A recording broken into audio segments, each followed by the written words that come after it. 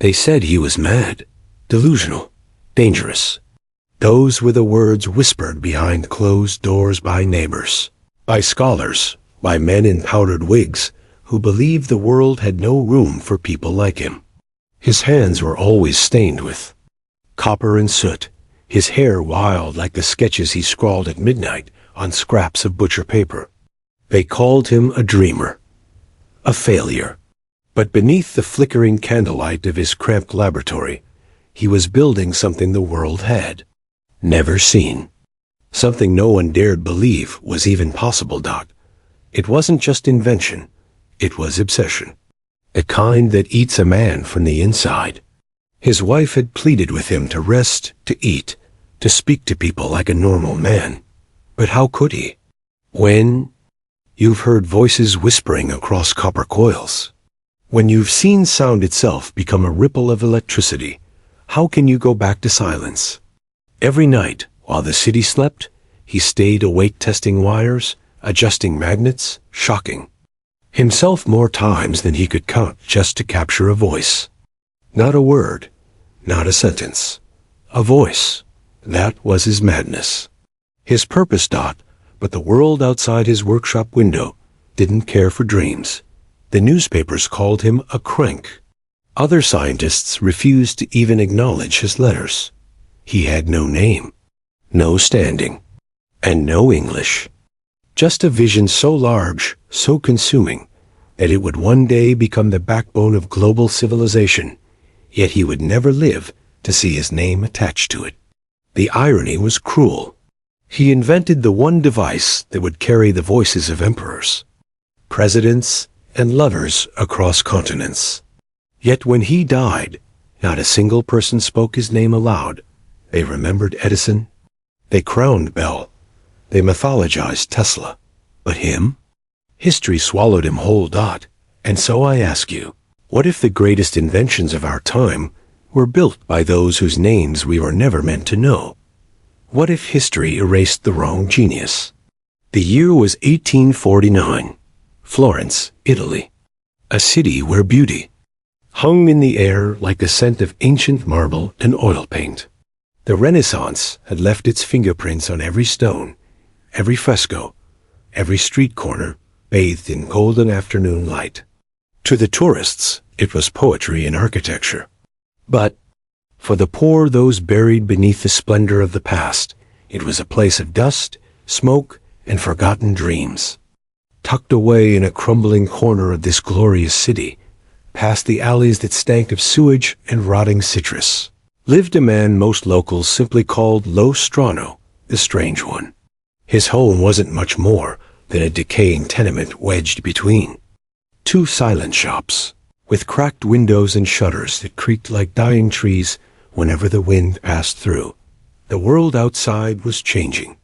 Revolutions simmered in the air. Telegraphs were beginning to whisper across continents. Railroads carved their way through the wilderness, and the industrial age loomed like a monster with a steam-powered heart. But inside that dimly lit apartment, behind doors sealed tight, with cloth to muffle the sound, time worked differently. The room was filled with twisted copper wire, coiled like sleeping serpents across the floor. Jars of murky liquids caught and fractured the candlelight, casting shadows that danced like ghosts on the soot-stained walls. And in the center of this madness stood Antonio Mucci Thin, intense and distant, as if the real world had already released him long ago. He barely spoke to his neighbors. Children said he was building a machine to talk to the dead. Men whispered he had gone mad after losing a child. Women claimed they saw sparks flying from his basement windows at night, like demons trying to claw their way out. But none of them knew the truth. None of them understood that inside that suffocating room, he was on the verge of unlocking something humanity had never seen, a machine that could capture and carry a human voice through wires. Not letters, not beeps, a voice. And yet, outside his door, Florence was as deaf to him as ever. The city was drowning in political chaos, its heart torn between revolution and tradition. No one had the time or patience for a poor inventor with broken English, and radical ideas. The shops sold silks, spices, and religious trinkets to rich travelers. But Antonio, he was not a man who belonged in that world. He didn't paint. He didn't sculpt. He didn't compose music. He listened to electricity. He studied the hum of metal. He believed that sound itself could be caged, directed, transmitted. It was lunacy. But somewhere, buried under the grime and the ridicule, was the quiet heartbeat of the future. He was alone. But he wasn't wrong. Long before the fire, long before the betrayal, long before his name vanished from every textbook, Antonio Meucci was simply a boy who saw the world differently. Born in 1808 to a family drowning in poverty, he was not raised to dream. He was raised to survive. His father worked as a government clerk. His mother, a homemaker with tired eyes and calloused hands. Yet even in those lean days, Antonio's mind reached where his body could not. While other children broke sticks for swords or chased pigeons through the cobblestone streets, Antonio sat with broken lanterns, dissecting them with a rusty knife. Wondering how flame could live inside glass dot, at the age of 10, he repurposed an old bell mechanism into a crude sound relay that could carry vibration through a string between rooms, an innocent experiment, laughed off by neighbors. But Antonio didn't laugh. Not then, not ever. He listened. He studied. He watched the way thunder echoed off buildings, the way sound bent in tunnels and danced through pipework in churches. To him, sound wasn't just noise, it was a shape, a force, something alive. In his teenage years, he enrolled at Florence's Accademia di Belle Arti, not for art, but for mechanical engineering. Even there, among aspiring sculptors and architects, he was considered strange brilliant, perhaps, but obsessive. He spoke little, but wrote constantly, filling notebooks with symbols, diagrams, and impossible questions. What is the weight of a whisper? One page read. If light can travel, why not a scream? His first brush with real innovation came in Havana, Cuba, where he took work as a stage technician at the Gran Teatro. It was there that his thoughts sharpened, watching how acoustics shaped the performances of opera singers and actors. He studied how voices bounced off balconies, how a whisper on stage could shiver down the spine of a man in the furthest row. During a performance, a coworker collapsed from heat stroke. Later, Antonio learned the man had a condition paralyzed vocal cords. He could see, hear, think, but not speak. Something about that broke Antonio. It haunted him. A man with thoughts, but no voice. How many lived in that silent prison? That night, he began designing something new, something the world had no name for yet. He began building a conduit for speech, not ink on paper, not Morse code, but living sound. He twisted copper wires, attached crude diaphragms of parchment, experimented with magnets, and funneled vibrations through metal tubes. It was chaotic, dangerous, beautiful. His room became a shrine to his obsession. He called it telegrafo parlanti, the talking telegraph. Not because it worked, not yet, but because he believed it could. But even as his ideas matured, the world around him didn't. He was an immigrant, a laborer, a foreigner speaking a broken tongue. He didn't belong to any university. He didn't dine with financiers or scholars. He drank cheap wine and spent his last coins on wires and gears. He wasn't trying to build an empire. He was trying to give a voice to the voiceless. That was the first spark. Not fame, not fortune, compassion. And, for that, history would forget him. The world does not reward visionaries. It punishes them. Antonio Meucci would learn this slowly, painfully, as his dream began colliding with the machinery of society. By the time he returned to New York in the 1850s, his talking telegraph had evolved from crude sketches into fragile prototypes assembled. With paper coils, salvaged wires, and his own handmade diaphragms. But inventions alone are not enough. They must be witnessed, understood, believed. And belief was in short supply. In a city bloated with steam, soot, and noise, few had the patience to listen to a foreign man claiming he could bottle human voices and send them through wire. He approached business owners, wealthy patrons, and even local newspapers. Some refused to meet with him at all. Others smiled politely, then disappeared into silence. At best, they called it charming nonsense. At worst, they said it was fraud. One banker told him, if God had meant voices to travel, he would have stretched our tongues across continents. The words burned. Antonio, with his broken English and threadbare coat, stood in reception halls, trying to explain the impossible, how a vibration, captured correctly, could become a miracle. But the more he explained, the less they believed. It didn't help that his devices looked like junk to the untrained eye wires wrapped around wood, mouthpieces made from paper-thin copper, components bound by string and glue. They laughed behind closed doors, called him eccentric. One investor even questioned whether he was mentally sound. "You want to talk through wire, Mr. Mucci?" He scoffed. "Perhaps next you'll say we can sing through mirrors." Every rejection was a bruise, a dismissal, not just of his work, but of him. He was not one of them, not wealthy, not educated in their elite halls. He did not speak their language fluently. His hands were rough, his coat stitched too many times. He was a man of calluses and copper, not cash and class. But the cruelty didn't stop there. His closest friends began to pull away. They worried for him. Saji was becoming possessed by his idea. His own wife begged him to let it go, just for a season, to rest. He couldn't. Every failure only sharpened his determination. The voices were there. He had heard them. Rough, ghostly echoes through his wire. Faint, but undeniable. They were real. He submitted applications to patent offices, but could only afford a temporary filing. A 1-year caveat, not a full patent. It was a placeholder, a fragile claim to an idea he had already poured decades into. But placeholders are easy to ignore, easy to lose, easy to steal. Still, Antonio clung to hope. He believed the right person would see what he had built and understand. Someone, somewhere, would help him give voice to the future.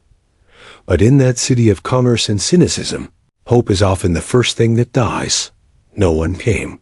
No one listened. And in the silence that followed, Antonio Mucci began to vanish, not from the world, but from its favor. Not because he was wrong, but because he was early. It happened quietly. No trumpet, no lightning strike, no applause.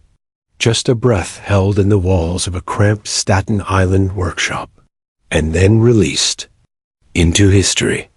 One late evening in 1854, Antonio Mucci leaned over a wooden board draped in coiled wires and copper pins.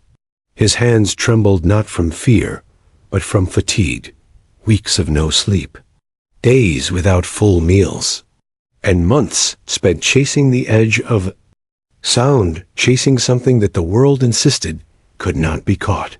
His wife, bedridden in the next room, called faintly for water. Instead of rising, he pressed his lips to the crude receiver he had built, little more than a horn and a magnet, and whispered her name. He then waited. On the other side of the wire, in the stillness of the next room, she stirred. "Antonio?" she said. He dropped the receiver. For a moment, he forgot how to breathe. She had heard him, not through walls, not through shouting, through wire, through air turned into electric current and back into sound. It was raw and crackling, but unmistakable. Her voice had traveled. In that moment, time folded in on itself. The future collapsed into the present. He had done it. He had pulled the human voice into a machine and taught it to walk. No one else in the world had achieved this. Not yet. And still, there was no audience. No camera. No witness to history, except a sick woman and a man with grease beneath his fingernails. He scribbled the date in his notebook with shaking hands, and beneath it wrote, "She answered." For a brief time, hope bloomed again. If he could replicate it once, he could do it again. He began refining his device, replacing parts, retesting the design, adjusting the transmission coil. He named it the Telegrafo Parlante, the talking telegraph. Unlike the Morse code device, it didn't speak in dots and dashes. It carried life, emotion, tone, anger, joy, the shape of a soul compressed into vibration. But there was no champagne, no newspaper headlines. He couldn't afford the fees for a full patent, only a caveat, a placeholder good for 1 year. And his health was faltering. Then came the sickness. His wife deteriorated, and with her, their savings. The prototype, the one that had spoken, was traded away for medicine. He bundled it in cloth, handed it to a dealer, and walked home alone.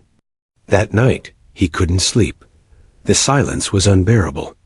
Not just in the room, but in the world, Dot. And then, like a dagger in the dark, tragedy struck again. His workshop, a single-floor wooden room attached to the back of their home, was engulfed in flame. A fire started by faulty wiring, they said. But Antonio knew those wires intimately. They were not faulty. They had never sparked before. And yet that night, the fire spread too fast. Too perfectly. The fire department arrived late. By the time it was extinguished, everything was gone. Journals, blueprints, spare parts. The coil he had wound by hand from imported copper. Even the experimental documents he had sent to a laboratory downtown lost, misplaced, or ignored. Dot. He stood in the ashes barefoot, silent, holding a bent piece of scorched wire between his fingers. Some said the fire was accidental. Others whispered sabotage. After all, he had written to several private investors. And the New York laboratory he trusted with his models? It had ties to another inventor, a young Scottish man working on something similar. But Antonio had no proof, no voice, no allies. Just smoke in his lungs and the ghosts of voices he once held in his hands. This was supposed to be his moment. But instead, the world was already preparing to give his legacy away. After the fire, something inside Antonio Mucci began to unravel, not just his body, but his mind. The flames had not only devoured his life's work, they had incinerated the fragile thread of hope he had clung to for decades. The invention, the voice he had coaxed into copper, was gone. The notes that could prove he had done it first, the sketches that had once mapped the impossible, all of it was ash, scattered into the air, like the memory of a man no one wanted to remember. He began to drift, both physically and mentally.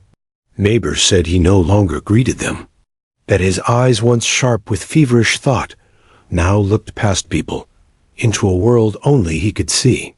His workshop, rebuilt with help from a friend, remained silent. No more sparks, no more experiments, no more whispers of wire. Just dust, silence, and a man disappearing by degrees. His wife's health worsened.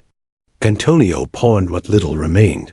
His wedding ring, his coat, even his engineering book sold for scraps just to buy bread and medicine. And when she finally passed, something final left him too. He began speaking to no one, walking long distances at night, muttering in a mix of broken English and native Italian about voices that traveled through the air like ghosts, voices stolen from him. People started calling him unwell, mad, dangerous even. Children dared one another to knock on his door. They said he talked to machines, that he was haunted by a voice only he could hear. And then came the day that shattered what little of him was left. It was a cold morning in March of 1876. Antonio shuffled into a corner, stopped to read the newspaper pinned to the wall. The ink was still wet.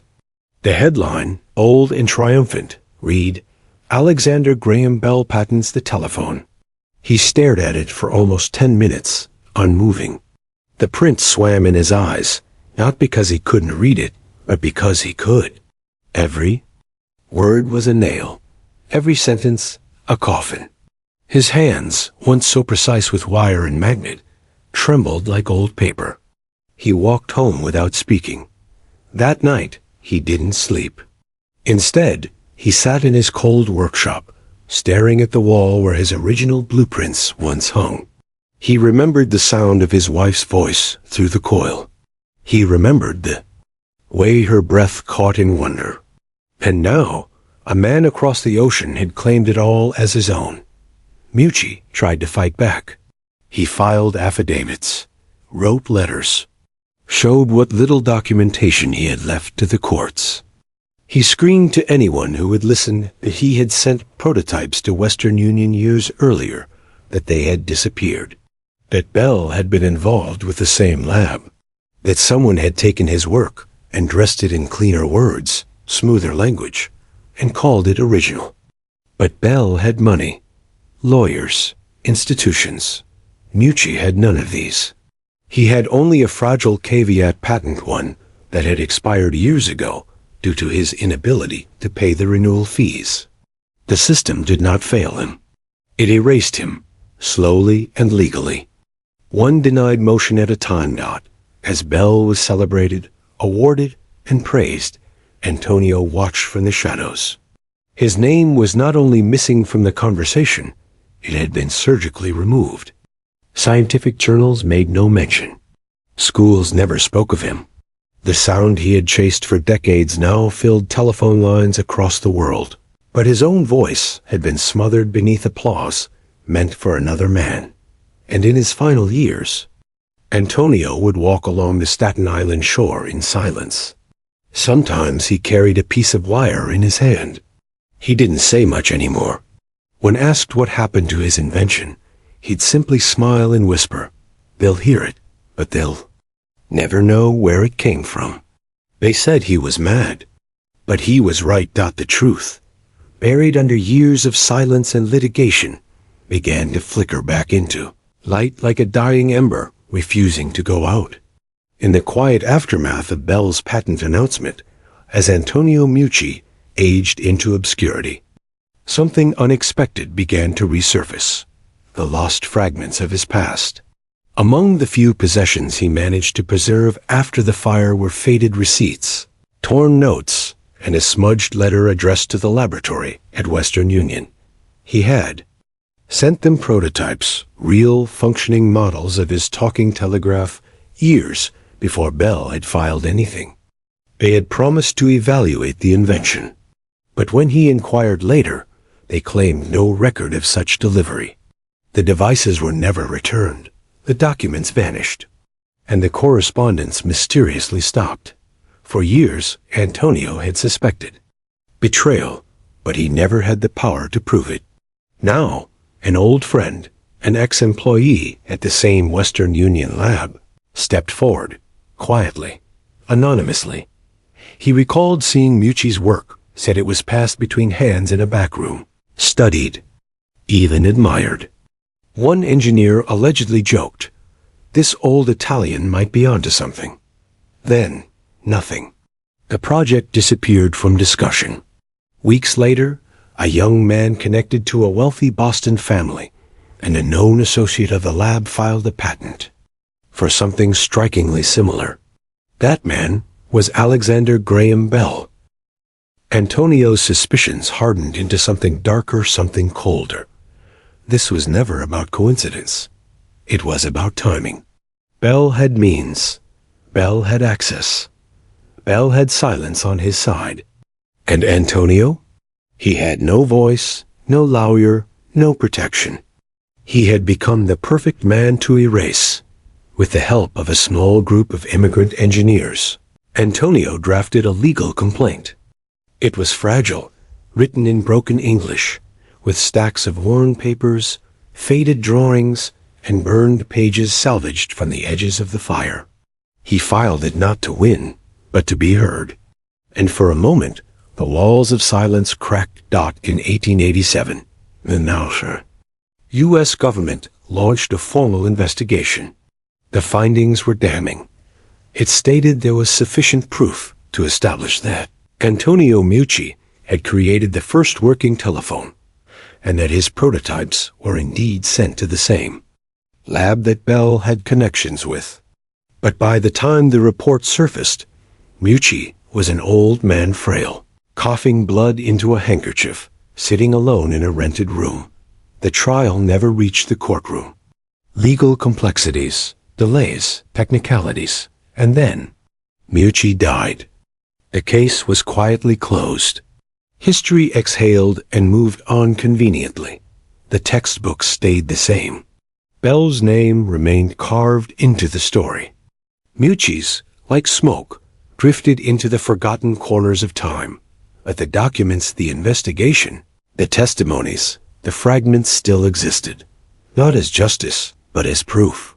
The truth had been locked in a drawer, filed under irrelevant, then sealed shut with the weight of progress. It was not just an invention that had been stolen. It was a life, a voice, a legacy. And when you listen closely, in the silence between telephone rings and static hums, you might still hear the ghost of that first voice crackling through the wires. Antonio's voice. They buried him. But his idea refused to die. A damp October morning in 1889, Antonio Meucci drew his last breath in a rented room lit by a single oil lamp. No doctor stood at his side. No newspaper awaited the story of his passing. There was no obituary, no headline, no grand declaration of loss. The man who had once whispered a voice through wire, the man who had dreamed a century ahead of his time, was lowered into the ground with nothing more than a modest wooden cross and the silence of a world that had already moved on without him. In the official records, he died of heart failure. But those who had seen him in those final days knew better. He died of heartbreak, a slow and silent erosion of spirit, crushed under decades of indifference and erasure. Neighbors who once called him mad now barely remembered him. The home where he built the world's first telephone became another forgotten structure, its windows boarded and its garden overgrown.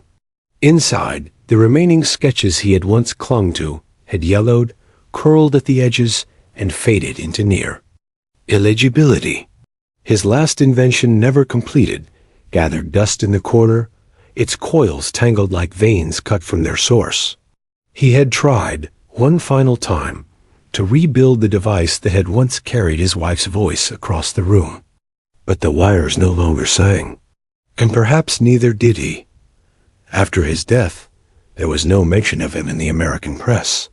No scientific journal dared to challenge the canon. Bell was the hero now, the victor, the genius. His face printed on pamphlets, statues raised in his honor, textbooks etched with his name. The world had no room for the inconvenient truth of Meucci's sacrifice. The story was too neat with Bell at the center, too profitable, too clean. To insert Meucci's name would be to rewrite the very spine of modern communication history. And no one had the stomach to do that. And yet, something lingered. Those who had known Meucci, who had seen the work, who had heard his voice tremble when he explained what he had built, could not forget. They carried the memory quietly, like a wound that never healed. A few of them, long after his death, began telling his story. First in whispers, then in writing. A journal article here, a passing reference there. And slowly, the ghost of Antonio Meucci began to take shape again, not as a bitter footnote, but as a man history had buried too soon. Still, the damage was done. By the time recognition came, he was long dead, his grave unvisited, his name nearly lost. His invention, the one, meant to bring people together, to carry love and loss across oceans, had carried everyone's voices, except his own. The irony was brutal. The man who built the first telephone never heard the world say his name. He had been denied not just glory, but memory. And in that stillness, beneath the weight of soil and decades of silence, Antonio Meucci disappeared not into myth, not into madness, but into the haunting blank space where a name should have been. More than a century would pass before the name. Antonio Meucci was spoken again with reverence, and not as a cautionary tale whispered among niche historians or immigrant families who remembered him as a lost Italian son. In 2002, the United States House of Representatives passed Resolution 269, a brief document, just a few pages long, and buried in bureaucratic language. But within its wording, a quiet truth surfaced. The House of Representatives honors the life and achievements of Antonio Meucci and recognizes his work in the invention of the telephone. It wasn't an apology. It wasn't restitution. But it was acknowledgement, a faint echo of justice sent too late to matter for the man it was meant to honor. By then, the world had already been transformed by the very invention he once cradled in trembling hands. Telephone poles carved jagged lines through cities and countrysides alike. Mobile towers pierced the clouds. Fiber optic cables slithered beneath oceans, carrying voices at the speed of light, voices of presidents, poets, mothers, soldiers, strangers, and lovers. The modern world thrived on what Meucci had given us, a way to be heard, a way to connect across distances too vast for mere letters, a way to whisper across time. And yet, his fingerprints had been scrubbed clean from the sea, glass and metal of modern devices. School children never learned his name. Museums rarely displayed his prototypes. The billion-dollar industries his invention spawned never credited him. And in that eerie silence, a profound injustice lingered, because the foundation of our most intimate and global connection had been built on the forgotten shoulders of a man the world once called insane. Consider the irony. Meucci was mocked for believing that a voice could travel through wire, yet today we live in a planet encased in invisible webs of communication. His vision, once branded delusion, has become so commonplace that we no longer marvel at it. We no longer stop to ask who made it possible. We simply assume the world was always this way. But it wasn't. There was a moment, in a soot-choked workshop with flickering candlelight, when one man bent sound into wire and bent history along with it. Even Bell, whose name became synonymous with the telephone, stood on ground laid by Meucci's hands. Bell's patents came later. His funding came from the powerful. His support from academia and enterprise. Meucci had none of that. He had only belief, copper, and the ghost of a voice that once called his name through a wire dot in the aftermath of his death. His work became a legend shared among small Italian-American circles, engineers curious about historical oddities, and scholars who dared to tug at the threads of a narrative too clean to be true. Each time someone reached back into the archives and read his worn caveat filing, each time someone stumbled across the 1887 government report that affirmed his claim, the myth cracked and the truth seeped through. And though recognition came too late for Meucci himself, the legacy of what he did continues quietly pulsing. Through every phone call, every whispered goodbye, every emergency plea, every celebration shared through a screen, the world, in all its noise and chaos, still hums with the current of his original dream, that no one should be too far away to be heard. He didn't seek immortality. He didn't seek riches. He sought something far more human: connection. And even in death, even in erasure, Antonio Meucci gave us that. The world may have forgotten his name, but it will never stop speaking with his voice. He died in silence. But his silence was not empty. It was heavy, filled with echoes the world chose not to hear.